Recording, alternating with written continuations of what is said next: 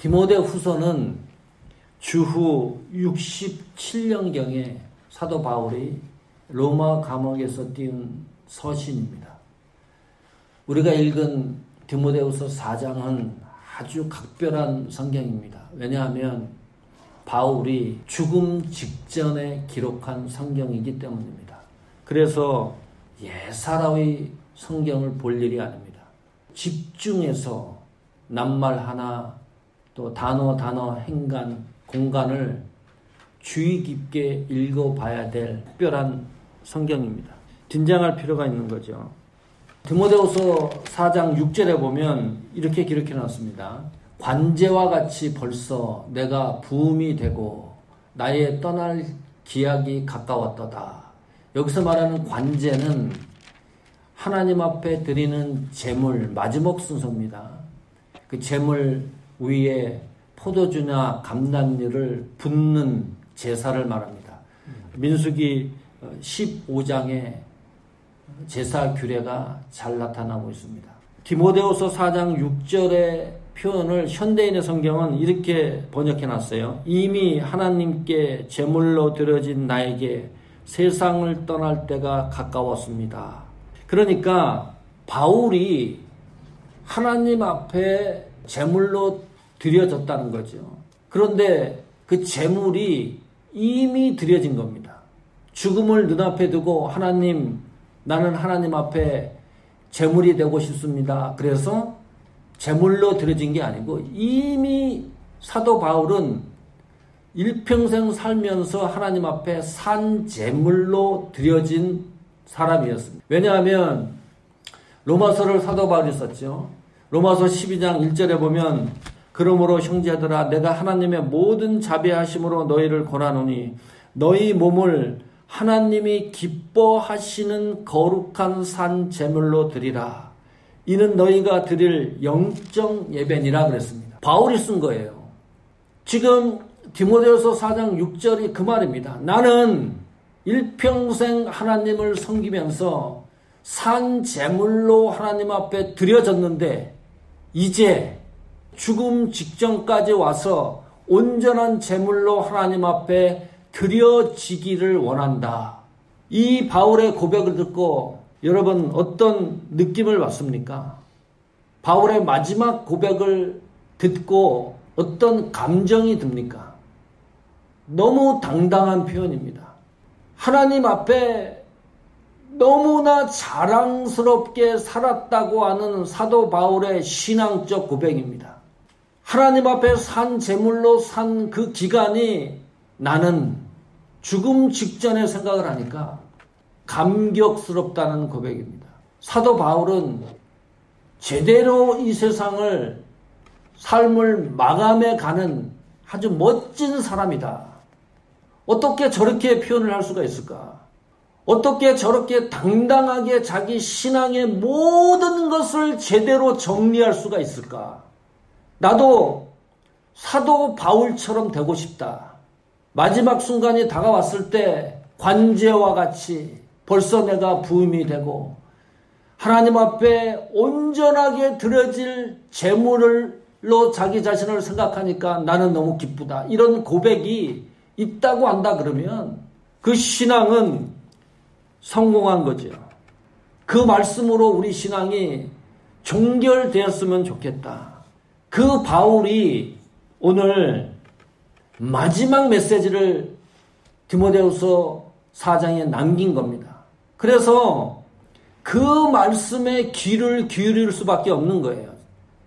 저 정도로 말씀한 사도 바울이 어떤 얘기를 하고 있는가? 바울에 대해서 저희들이 모르는 바가 아니잖아요. 바울의 일대기를 너무나 잘 알고 있습니다.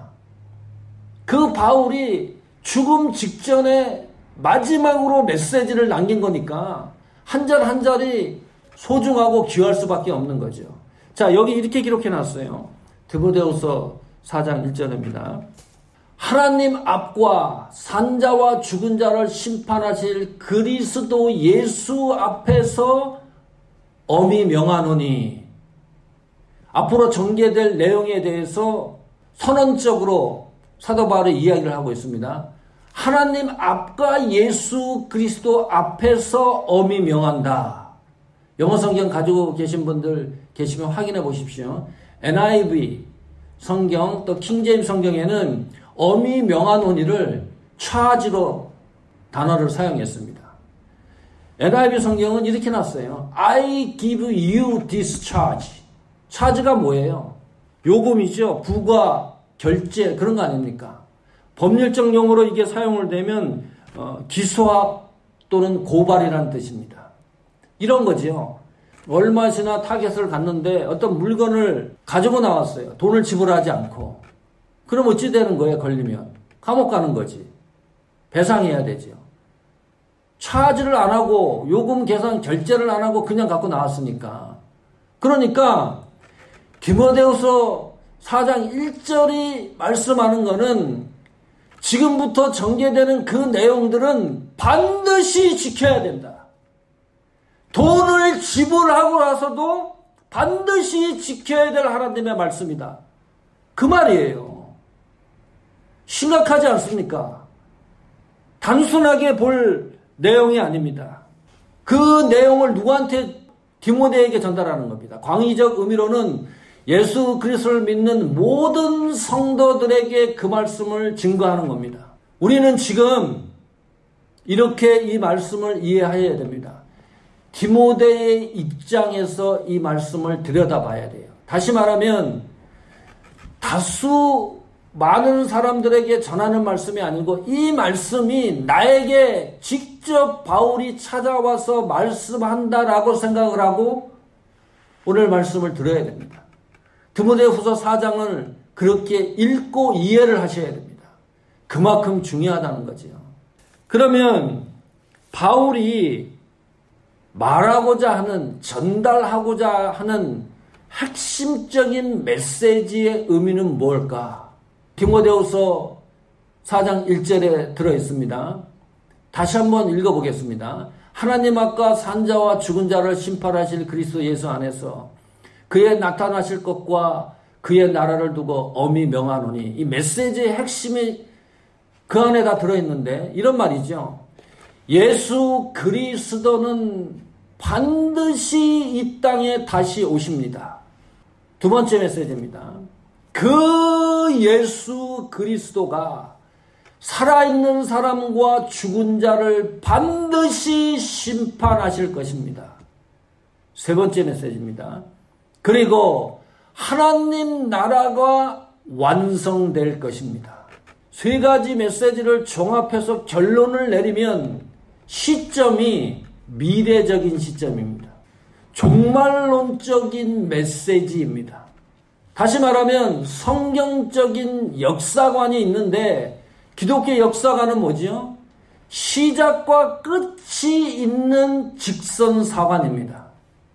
이것이 성경의 역사관이에요. 우리가 가지고 있어야 될 역사관이죠. 오늘 저 메시지는 과거에 있었던 메시지가 아니고 현재도 아니고 미래에 다가올 예시적인 메시지입니다. 예수님이 오신다고 그러는 거니까. 그렇다면 우리는 이런 생각을 해봐야 되는 거죠. 이 시대를 우리는 어떻게 살아야 되는가? 그 질문에 답해 보십시오. 또 하나 이런 질문을 던질 수가 있는 거예요. 신앙적으로 나는 제대로 지금 믿음 생활을 하고 있는가? 사도 바울이 미래적인 메시지를 말씀했기 때문에 더 긴장하면서 거기에 대한 답을 찾아봐야 되는 거죠. 요즘이요, 코비드-19 사태 때문에 복잡하죠. 세상이 시끄럽고 하루하루 견디는 것도 보통 힘겨운 게 아닙니다. 이런 특별한 케이스가 진행이 되면 어떤 현상이 일어나냐 하면 종말론적인 관점이 주목을 받기 시작합니다. 뭐 유튜브나 기사나 뭐 정신이 없어요. 뭐 예수님이 내일 모레 곧 올 것 같아요. 난리 그런 난리가 없습니다. 코비드-19 때부터 힘들고 지치는데 뭐 집중적으로 뭐 저한테도요. 제가 목회자니까 이메일이 어디서 그렇게 내 이메일을 알고 보내는지 이런 이메일이 하나 왔어요. 박윤식 목사라고 죽은 분이에요. 제가 지리산에 올라가갖고 득도를 해갖고 신이 됐대요. 하나님과 동등된 위치까지 올라간 것 같아요. 이 박윤식 아버지가 김갈렙이라는 목사에게 계시를 해줬는데 예수님 오실 날이 멀지 않았다. 3년 7개월 후에 예수님이 거의 오실 확률이 많다. 자세히 보면은 지금 나타나는 그런 현상들이 아니고 옛날에도 그랬어요. 뭐 지진이 일어나든지 재해가 난다든지 뭐 전염병이 또 돌다든지 그런 현상들이 일어나면 뭐 예수님이 내일 오실 것처럼 그렇게 생각을 하는 거죠. 그런데 한 가지 분명한 게 있어요. 시대마다 어떤 예수님의 재림의 징조가 극박해진다라고 느낄 때, 신앙을 도전할 때는요, 믿음이 굳게 서는 사람이 있는가 하면 믿음이 쇠퇴하고 믿음을 버리는 사람들이 있습니다. 우리나라 역사도 그걸 증명하죠. 일제강점기 때. 그러면 이런 궁금증이 있어요. 종말의 시점이 어디냐? 언제부터 종말이 시작되는 거냐? 이거는요, 우리도 궁금한 거였지만 예수님 당시 제자들도 엄청 궁금했어요. 그래서 물어봤잖아요. 예수님한테. 도대체 끝이 어디냐? 끝을 알고 싶다. 그 예수님이 성경에 많이 얘기해 놨어요. 뭐 전쟁 난다, 기근 난다, 자연이 뭐 회파된다, 예루살렘 제3성전이 뭐 건축된다. 그러니까 강도가 점점 세어지는 거죠. 복음이 세상 끝까지 증거가 되면 그때 예수님이 재림한다. 많은 정보, 종말에 대한 정보가 없는 게 아니에요. 헷갈리지 마세요. 예수 믿는 사람들이 성경 안에 종말의 징조에 대해서 예수님이 너무 많이 기록해 놨는데 신앙인들은 종말적인 현상과 풍경을 보고서 두렵고 지쳐야 될 그런 문제들이 아니에요. 우리는 이런 시대에 살아가면서 믿음을 어떻게 지켜내느냐, 여기에 집중적으로 관심을 두어야 할 때예요. 예수님이 이 땅에 오신다 그랬죠. 갑자기 오신다 그랬어요. 1시간 후에 오실지도 몰라요. 내일 오실지도 몰라요. 10년 후에 오실지도 몰라요. 5년 후에 오실지도 몰라요.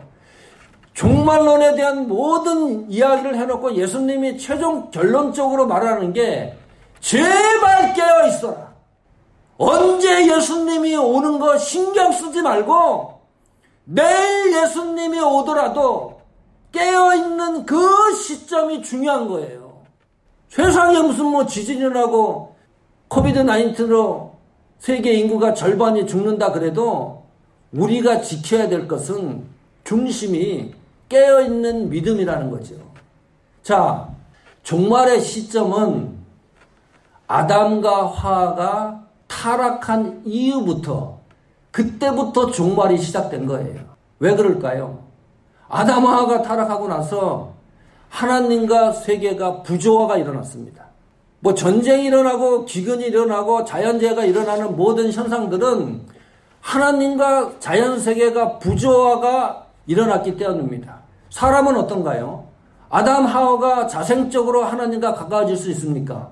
부조화죠. 그때부터 종말의 시대가 시작이 된 거죠. 그 시대가 계속 가는 거예요. 강도가 세어질 뿐이에요. 예수님이 이 땅에 오셔서 첫 번째 메시지가 뭡니까? 회개하라. 하나님 나라가 가까웠다. 이게 뭐예요 도대체? 종말적인 메시지죠. 예수님도 이 세상에 와서 첫 번째 메시지를 증거한 것이 종말론적인 신앙을 심어준 겁니다. 그 신앙이 우리가 이 세상을 살아가는 힘이라는 거예요. 그 말씀하고 있는 겁니다. 그러니 제발 하나님 말씀에 깨어있는 믿음에 집중하라는 것이 종말의 시대를 살아가는 우리에게 던져지는 믿는 신앙인들에게 그 말씀은 위로가 되고 힘이 되고 능력이 되는, 이 말씀을 상고하면서 우리는 이 종말론적인 시대를 어떻게 살아야 됩니까? 한 가지 디모데후서 4장 1절에서 다시 확인해야 될 것이 있습니다. 우리가 바라봐야 될 것은 오직 예수 그리스도입니다. 그 예수님은 반드시 이 땅에 다시 오십니다. 그 예수님은 사는 사람과 죽은 자를 반드시 심판하실 겁니다. 그리고 하나님 나라가 완성될 것입니다. 우리 신앙의 목적이 거기에 있어야 됩니다. 그 말씀을 믿고 살아가는 우리의 모든 것을 투자해서 그 말씀에 소망을 두어야 합니다. 이것이 종말의 시대에 살아가는 성도들이 취해야 될 중요한 책무이기도 합니다. 그 말씀에서 반드시 흐트러지지 않고 그 말씀대로 성취되는 역사가 나타나기를 간절히 축복합니다.